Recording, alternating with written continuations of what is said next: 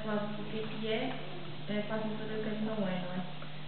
Então, o voluntariado não deve ser uma atividade lucrativa, como está falado, uma ação isolada ou esporádica, não deve ser semelhante a relações familiares, de amizade ou de boa vizinhança, não deve ser também mão de obra gratuita que introduz cursos ou substituir a um trabalhador qualificado, como está explicado, não deve ser prático no sentido em que o voluntário deve estar alheio à realidade em que vai atuar, não deve ser assistencialismo, no sentido em que gera dependências, não deve ser paternalista, na medida em que promove a submissão e a desresponsabilização. Como tínhamos falado, é importante também responsabilizar o voluntário para aquilo que se comprometeu e que ele deve também ter responsabilidade de cumprir.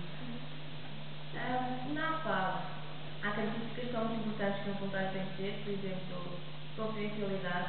É claro que as vítimas que vão lá têm que ter a certeza que o que disserem ali fica ali. A confiança, que constitui uma relação de confiança, e a relação também com a AFAL, não é? Que é algo rigoroso naquilo que se está a fazer. Relativamente à idade, devem ser maiores de idade. Valorizamos também a voluntários jovens, especialmente o voluntariado sério. Como é que pode fazer a candidatura de ser voluntário na AFAL? Pode ser através do portal da AFAL, pode ser por carta, por e-mail, ou podem se dirigir diretamente a um gabinete que são distribuídos por todo o país.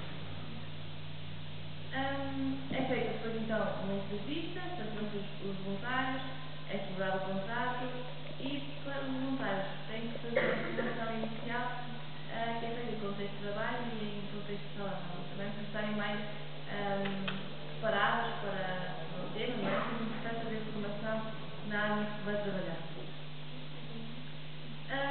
O voluntariado pode ser dividido em 4 modalidades, mas nós temos aqui falado de 2, o atendimento à vítima e os outros serviços. Eu vou já dizer o que é.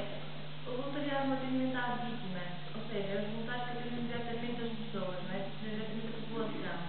Para os serviços, são aqueles voluntários que tenham ou não formação académica, mas que não colaboram diretamente com as vítimas, mas que colaboram com a parte de outra